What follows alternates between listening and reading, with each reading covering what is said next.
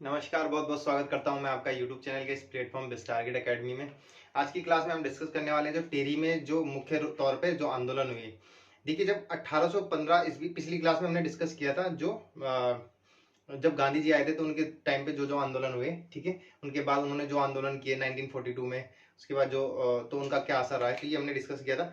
आज की क्लास में हम डिस्कस करने वाले, देखिए, जब 1815 ईस्वी में यानी कि गढ़वाल का या कुमाऊं का विभाजन हुआ, ठीक है। जब अंग्रेजों ने गोरखाओं से हमें मुक्त कराया था उत्तराखंड को, तो टिहरी रियासत जो सुदर्शन शाह को वो टिहरी का जो क्षेत्र है वो दे दिया जाता है। और उसी गोरखा युद्ध के दौरान दो जो व्यक्ति थे, शिवराम और काशीराम, इन्होंने अंग्रेजों की बहुत सहायता की, तो इनको एक क्षेत्र दिया जाता है, सकलाना क्षेत्र, ठीक है। शासन करने के लिए अलग से दे दिया जाता है एक, और बाकी का क्षेत्र किसके पास रहता है? ब्रिटिशर्स के पास रहता है, कुमाऊं और गढ़वाल का, ठीक है। तो ये तीन तरीके से इन्होंने विभाजित किया था। ये छोटा सा एरिया इन्होंने किसको दे दिया था? शिवराम और काशीराम को। तो इन्होंने क्या करा कि कई तरीके के इन्होंने जनता पर कर लगाए, मनमाने कर लगाए, ठीक है, अपनी मनमानी करी। तो उसके बाद इसके इनके खिलाफ क्या होता है? विद्रोह होता है। तो सबसे पहला विद्रोह होता है अठूर विद्रोह होता है, अठूर, ठीक है। ठीक है, इन्होंने किसके कर पे? तिहाड़ कर पे 1851 में होता है कि उसके बाद जो विद्रोह था उसकी अध्यक्षता की थी किसने? बद्री सिंह असवाल ने इसकी अध्यक्षता की थी। और 1861 में इसके खिलाफ फिर जब इस विद्रोह को शांत करने के लिए हेनरी रैमजे के द्वारा तत्कालीन एक्शन लिया गया। इन्होंने 12 आनी बीसी व्यवस्था यहाँ पर लागू कर दी, ठीक है, इस विद्रोह को शांत करने के लिए।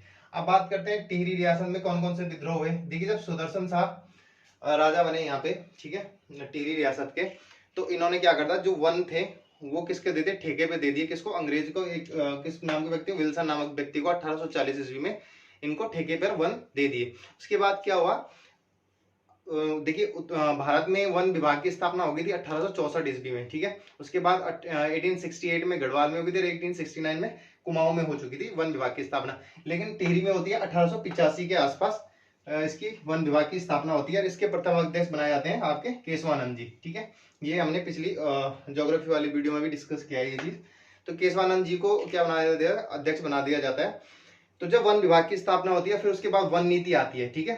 तो वन नीति आने के बाद क्या होता है कि जनता से उसके अधिकार छीन लिए जाते हैं, किसके? वन के प्रति, ठीक है। तो उसके विरोध में क्या होना शुरू हो जाता है? आंदोलन शुरू हो जाते हैं। तो सबसे पहला जो ये आंदोलन होता है तलवाड़ी और रमाई कांड, ठीक है। तो रमाई क्षेत्र में होता है, इसलिए इसको रमाई कांड बोलते हैं। 30 मई 1930 को जनता क्या करी थी? वन नीति के उसमें विरोध करी थी कि हमारे जो हक है वो हमको वापस दिए जाएं। तो जंगलात से रिलेटेड है, जो वन से रिलेटेड है, कि प्रतिबंधित कर दिया जाता है इनको लकड़ी काटने से, पशु चराने से, बहुत सारी चीजें हैं तो जिनसे इनको प्रतिबंधित किया जाता है वनों से रिलेटेड। क्योंकि इनकी आजीविका का साधन ही क्या होता था? वन होते थे। तो इनसे इनको क्या कर दिया जाता? प्रतिबंधित कर दिया जाता। तो इसके खिलाफ ये विद्रोह करते हैं। और जनता, और किसमें यहाँ पर क्या होते हैं? दीवान चक्रधर जुयाल। इस टाइम राजा होते हैं नरेंद्र शाह, ठीक है। ध्यान रखना कौन राजा होते हैं इस टाइम दिल्ली के? नरेंद्र शाह, ठीक है। इनका दीवान होता है कौन? चक्रधर जुयाल। ये क्या करता है? जनता पर गोलियां चला जाता है। और 30 मई 1930 की ये घटना है, जिसको कि किससे कंपेयर किया जाता है? जलियांवाला बाग हत्याकांड की घटना से इसको कंपेयर किया जाता है। यहाँ लिख लेना, जलियांवाला बाग हत्याकांड, ठीक है, ठीक है। और दीवान चक्रधर जुयाल को किसकी संज्ञा दी जाती है? डायर की, ठीक है। किसकी संज्ञा दी जाती? डायर की संज्ञा दी जाती है। उसके बाद नेक्स्ट देख लेते हैं टिहरी राज्य में सिरदेव सिमन की भूमिका। चलिए आगे देख लेते हैं टिहरी आंदोलन में सिरदेव सुमन की भूमिका, ठीक है। उसके बाद देखिए 20 मार्च 1938 ईस्वी को, देखिए 20 मार्च 1938 ईस्वी को, देखिए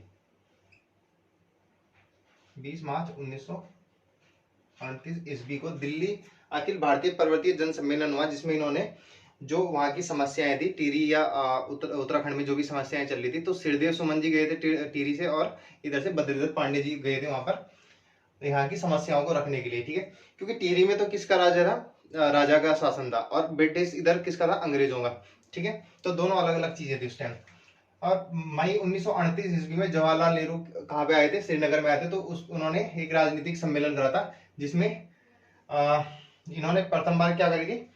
इन्होंने अवगत कराया था किसको, नेहरू जी को, किससे, पृथक राज्य की मांग से। ठीक है, 1938 ईस्वी में इन्होंने किसकी स्थापना करी, गणदेश सेवा संघ का स्थापना करी। ठीक है, किसके लिए, पृथक राज्य के लिए, और बाद में इसका नाम क्या हो गया, हिमालय सेवा संघ। ठीक है, 1938 ईस्वी में गणदेश सेवा संघ की स्थापना करी, किसके लिए, पृथक राज्य के लिए, और बाद में इसका नाम हिमालय सेवा संघ हो जाता है। ठीक है, अब बात करते हैं 23 जनवरी 1939 ईस्वी को इन्होंने किसकी स्थापना करी, टिहरी राज्य मंडल प्रजामंडल की। ठीक है, कहां पे करी, देहरादून में। किसने, टिहरी भाई सुखदेव सुमन जी ने।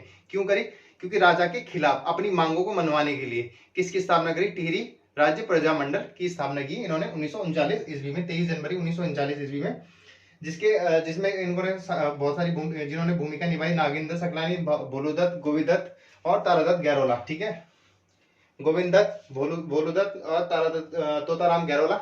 ठीक है, और नागेंद्र सकलानी। ठीक है, इन्होंने क्या महत्वपूर्ण भूमिका निभाई इस टिहरी राज्य प्रजामंडल की स्थापना में। ठीक है, हुई कहां पे थी, देहरादून में, 23 जनवरी 1939 को। हम बात करते हैं जब ये टाइम चला था 1942 का, तो जब भारत छोड़ो आंदोलन चल रहा था उसके दौरान इनको गिरफ्तार कर लिया गया। उसके बाद ये कहाँ पे बैठ गए, आमरण अनशन में बैठ गए जेल के अंदर ही 1944 में, 3 मई 1944 को, और 84 दिन की भूख हड़ताल के बाद, यानी कि 84 दिन की भूख हड़ताल के बाद 25 जुलाई 1944 ईस्वी को इनका क्या हो जाता है, वहीं पर ये शहीद हो जाते हैं जेल के अंदर। ठीक है, उसके बाद बात करते हैं कीर्तिनगर में फिर आंदोलन होता है 10 जनवरी 1948 ईस्वी को, वही राजा के खिलाफ। ठीक है, 15 मई 1948 को बाद में किसकी मांगे मांग ली जाती हैं, जो इन्होंने प्रजामंडल की स्थापना की थी। ठीक है, किसकी मांगे मांग ली जाती है, 15 फरवरी 1948 को, और अंतिम सरकार का गठन किया जाता है 15 फरवरी 1948 ईस्वी को, और 1 अगस्त 1949 ईस्वी को टिहरी किस में मिल जाता है, भारत में मिल जाता है। ठीक है, टिहरी रियासत से हटके, यानी कि इंडिया तो, भारत तो 1947 में आजाद हो जाता है, लेकिन 2 साल तक फिर भी किसका राज रहता है, यहाँ पर राजा का ही राज्य रहता है। ठीक है, 1939 को ये उत्तर प्रदेश जिला था, उत्तर प्रदेश राज्य था, उसमें ये एक जिले के रूप में यहाँ पर सम्मिलित हो जाता है। ठीक है, तो ये कुछ आंदोलन थे। उसके बाद नेक्स्ट क्लास में जो हम देखेंगे, जो ब्रिटिश के खिलाफ जो आंदोलन हुए वहां से लेके, और जो हमारा राज्य जब तक गठित हुआ वहां तक जो आंदोलन हुए। ठीक है, वो वहां तक हम देखेंगे। ब्रिटिश वाले तो देख लिया हमने, उसके बाद जो हमारे राज्य से रिलेटेड जो भी आंदोलन हुए 2000 तक, और उसके बाद फिर भी जो आंदोलन चलते रहे जैसे राजधानी को लेके, तो वो सारे आंदोलन हम देखेंगे। उसके बाद उसके नेक्स्ट क्लास में हम पत्रकारिता डिस्कस करेंगे, और हमारा हिस्ट्री का पूरा पोर्शन कंप्लीट हो जाएगा। चलिए फिर इस वीडियो को यहीं समाप्त करते हैं, मिलते हैं नेक्स्ट क्लास में, तब तक के लिए धन्यवाद।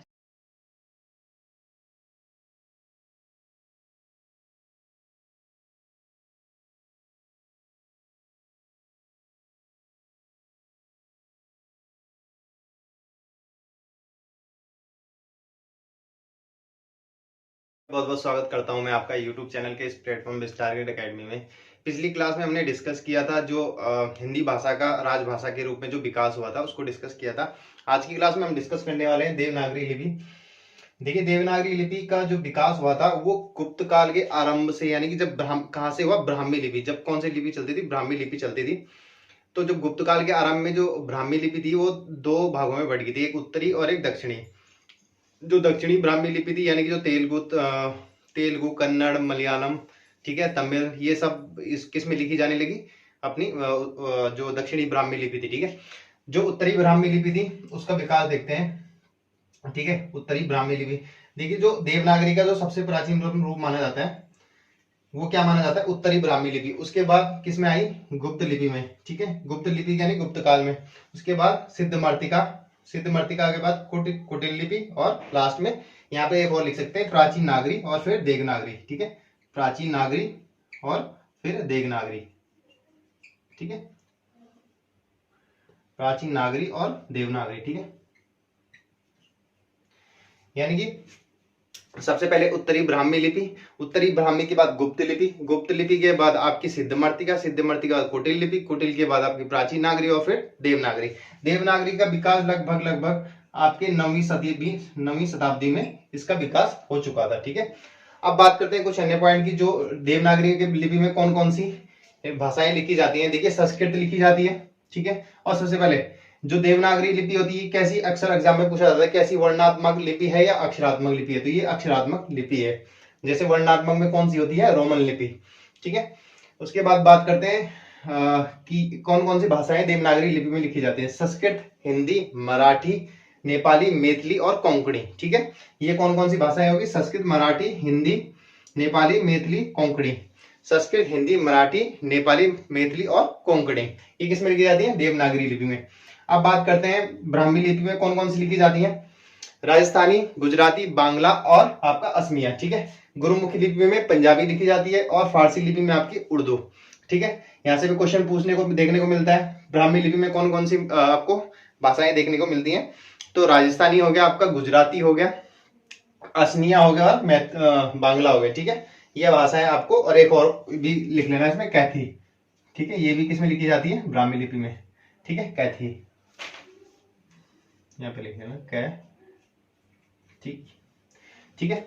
तो ये देवनागरी लिपि में से जो इंपॉर्टेंट पॉइंट है जहां से क्वेश्चन अक्सर पूछा जाता है, मैंने वो सारे कवर कर लिए इसमें, ठीक है। आप देख लेना एक बार क्विक रिवीजन कर लेते हैं। देवनागरी का लिपि का विकास, उत्तरी ब्राह्मी, फिर गुप्त, फिर सिद्धमर्तिका, कुटिल, प्राचीन नागरी और फिर देवनागरी 9वीं शताब्दी के आसपास।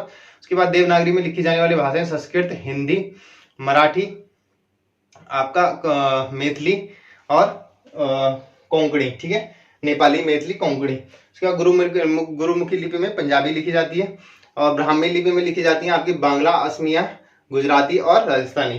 उसके बाद फारसी में उर्दू, ठीक है। तो ये कुछ पॉइंट हैं आपके जो एग्जाम में अक्सर पूछने को देखने को मिलते हैं। नेक्स्ट क्लास में अब हम हिंदी भाषा का विकास लगभग हमारा समाप्त हो चुका है। नेक्स्ट क्लास में देखेंगे या पत्र देखेंगे, ठीक है। पत्र, ये सरकारी पत्र, अर्ध सरकारी पत्र, इनसे ये कवर करेंगे, ठीक है। चलिए फिर इस वीडियो को यहीं समाप्त करते हैं, मिलते हैं नेक्स्ट क्लास में, तब तक के लिए धन्यवाद, जय।